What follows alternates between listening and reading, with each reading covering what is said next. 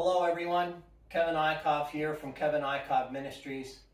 And this is kind of the second part to the earlier video I made about basement yoga and Joseph yoga. And I wanted to show you what one of my bedrooms looks like in this house. It's a 4-bedroom house, 4-bedroom, 2-bath house.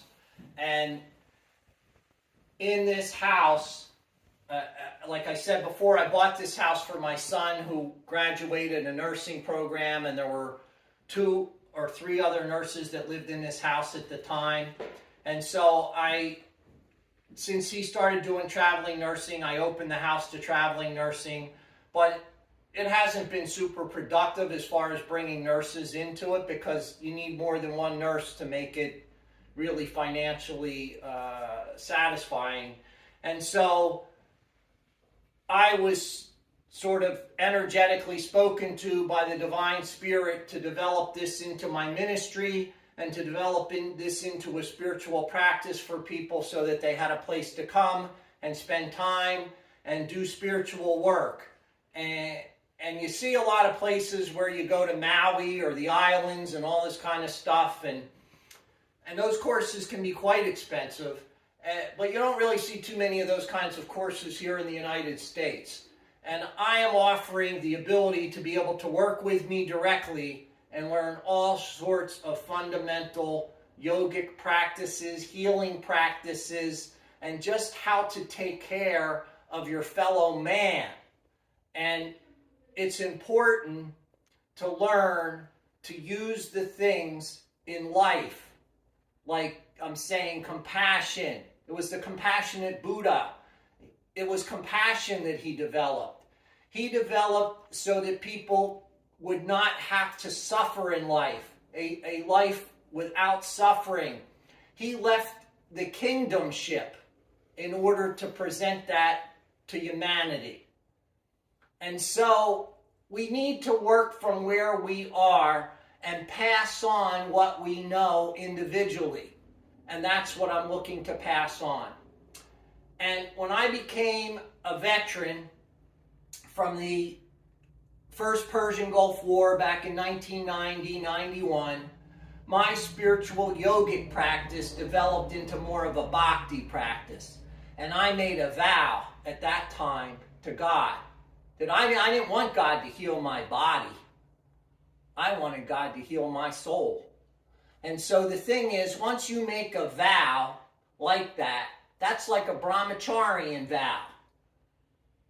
Householders don't need to follow the brahmacharian celibacy piece, but what they do need to follow is how to develop compassion and kindness in their life.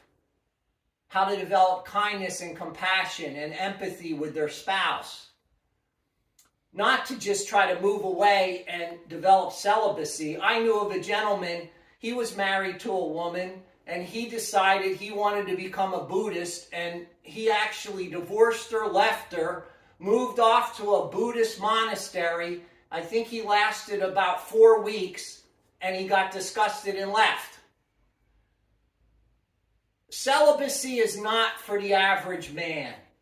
And even sannyasis and monks and people that do it, they struggle and have great problems with it. And I've known various, even priests, that have gone through programs and talked to me about how silence develops in their life. And one of them that was in a particular monk kind of oriented setting, he told me, and the man's name was Frank, he was a priest, and he told me after about 7 years, silence just kind of came throughout the mind. It was a monastery in which they didn't really speak. They just did their work. They just moved about and did various chores and duties that were assigned to them. And he was eventually offered the chance to become the head of the whole thing. And actually what he did was he left the priesthood and went back to living as a regular man and has a wife at this point in time. And so the thing is, you need to do what's right for you, not what people are telling you to do. And when you go approach a monk or a sannyasi, that's their practice. That's what they know best. That's what they're going to guide you to do. It's just like if you go to a surgeon versus a doctor.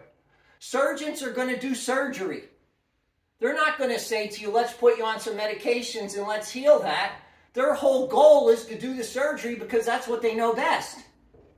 Where a medical doctor, if you go to see the medical doctor, he's going to say to you, let's put you on medicines first. Let's see what happens. He may eventually recommend going to see that surgeon when he thinks you're beyond that level, but that's not his main goal. His main goal is to treat you medically. And the same thing is true of yoga. You have to work from where you are and what you know, instead of trying to teach things you don't know anything about at all. And that's part of the problem with what's going on in America and other places.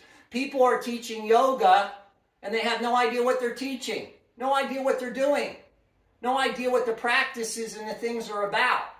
And so the thing is, this is a place where you can come, you can study, you can learn.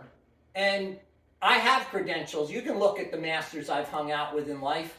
Shiva Bala Yogi is one of the main masters that I've often gone to. And just to let everyone know, in the process of me building this, I will be going into 12-hour meditations a day once this is kind of built and complete and set up for a year and a quarter. And then after that year and a quarter, I will reevaluate and see where I am.